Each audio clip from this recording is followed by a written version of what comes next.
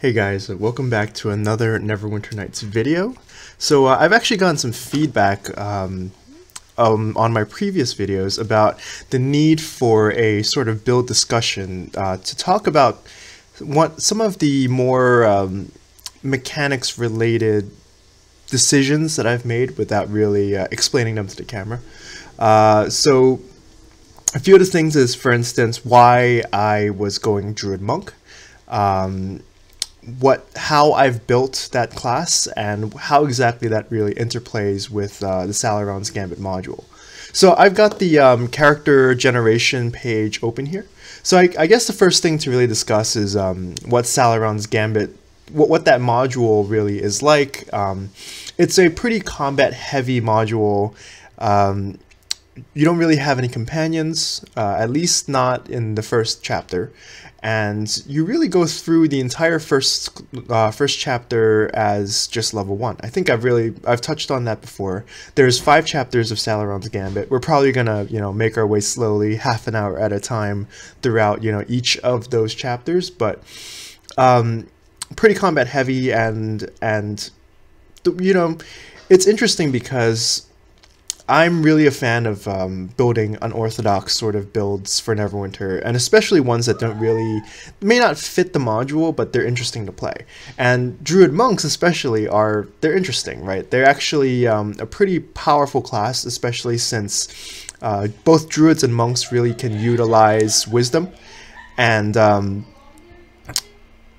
they get really powerful late game, where you really have a lot of potent spells as a Druid, and you can also use that Wisdom to enhance your Monk abilities and the ability to dodge better.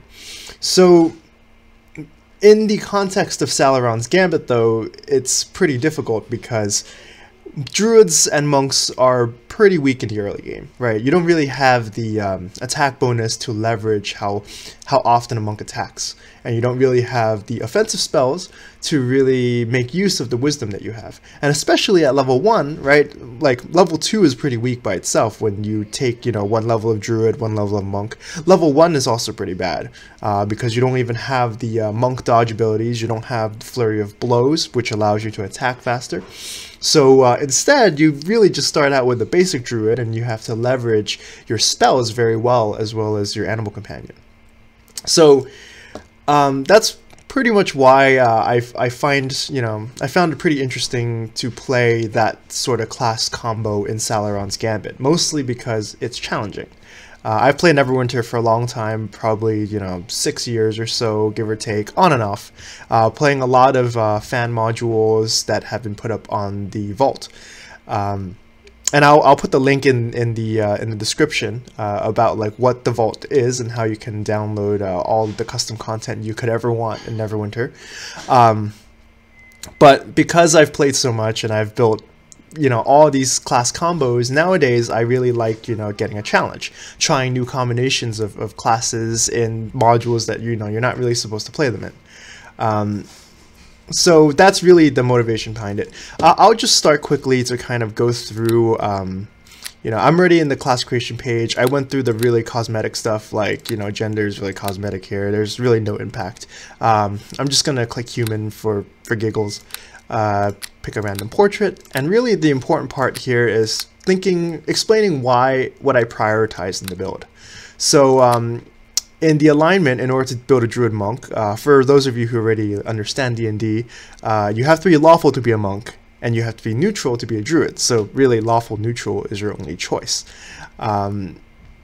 I think there are plenty of discussions out there that really explain what the difference between lawful and chaotic is, and what good and evil is. So I'm really not going to go into that very much. For abilities, you really want to prioritize Wisdom, right? You need some basic combat stats. You need some strength, which is why I did 14 strength in my build, right? Just enough to kind of carry a good amount of items, to have a +2 modifier to your, close combat, your melee attacks. I also did 14 dexterity, mainly just to get the +2 to dodge, and also the versatility of using ranged weapons. You want 16 wisdom, which is, I mean, ideally you would take it to 18, but that leaves too little stats kind of spread out in the rest of your abilities. So what I usually do is is take it to 16. So the way Neverwinter Nights works in terms of spreading out ability scores is, the higher you go, you know, but the difference between 16 and 18 is the use of 6 allocation points. Instead, whereas like if you were to, for instance, to take Constitution from 8 to 10, because it's already so low, it only uses 1 point you get 1 stat increase for every point you use. But the higher you go, the more expensive every, you know, incremental point is. And so I usually take it to 16 wisdom, so you're nice and well-rounded. I make sure that I have, you know, 12 intelligence, just to make sure I have skills, because intelligence actually gives you more skills. It also, you know, gives you bonuses to lore and on some of the other abilities, but really you want more skill points every level so you can, you know, purchase more skills, and you can, you know, have more lore, more spellcraft, all very important things to building a well-rounded character. I leave charisma at 8. As a druid, you don't really need charisma. You don't synergize with it, really.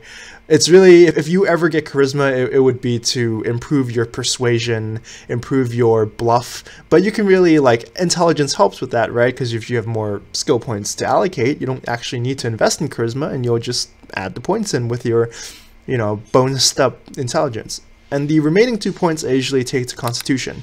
Makes you tankier.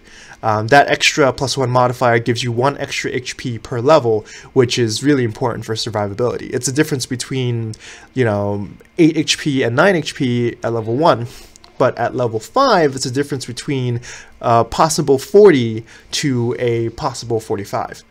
Yeah, so you really want some Constitution. I mean, I'm pretty risk-taking, I guess, in terms of like some people actually take Constitution to like 14 as a minimum, but I can do fine with 12, so I usually just do 12, and later on I can take the Toughness feat, which gives you the basic equivalent of 2 Constitution.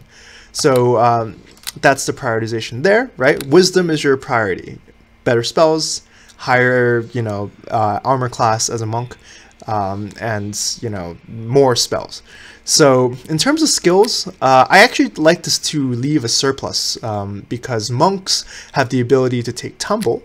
Every 5 points in tumble, you get +1 to armor class, which is really important. Like in Neverwinter Nights, you want as much tumble as you possibly can. You really want to save points for that tumble purchase. I would take spellcraft, really. I only take class skills, right? You can take 2 persuade just to have some basic persuasion. And I would take concentration. So concentration prevents you from having your spell interrupted every time you get hit.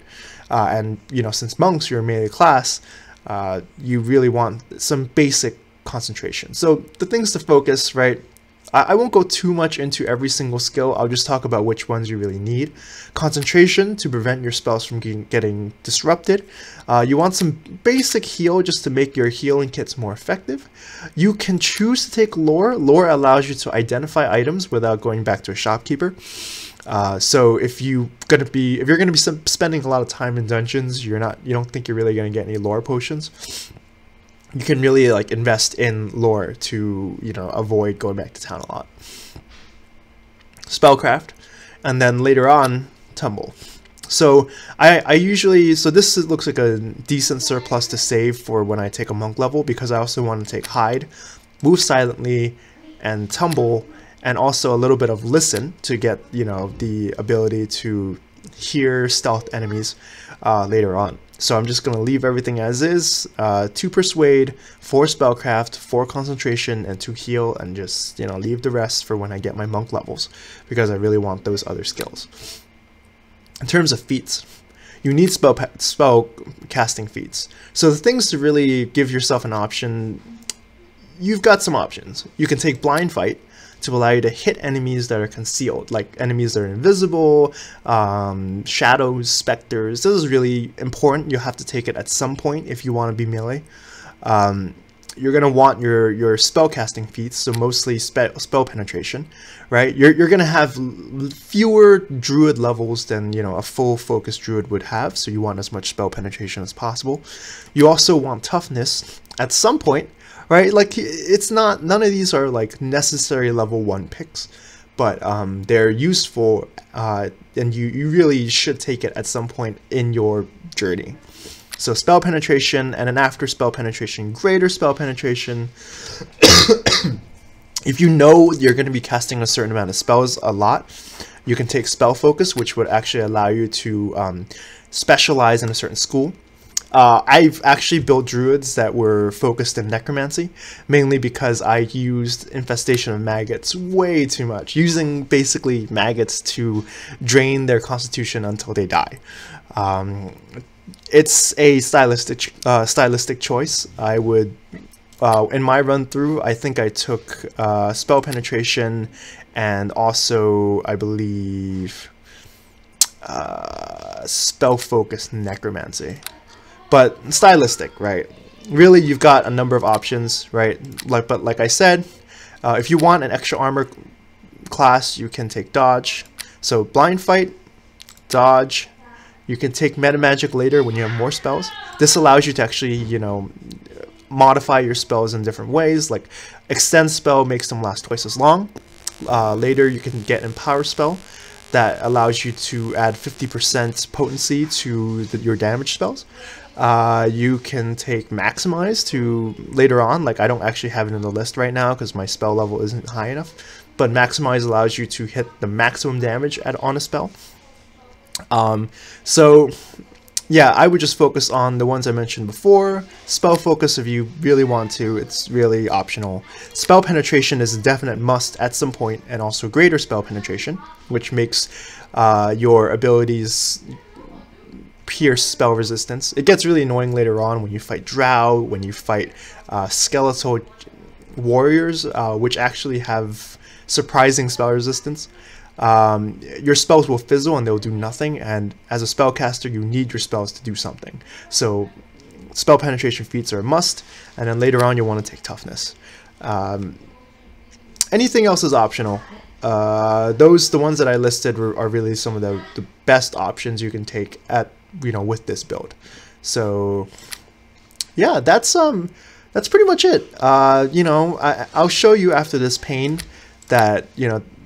Oh, by the way, right, it's the animal companion selection, Panther. And the reason why I say Panther is the best, you can actually see here, Panthers have sneak attack. So you've probably seen it if you watch, you know, episode 1 or 2 of the series, that the Panther's sneak attack is incredibly damaging, especially at lower levels.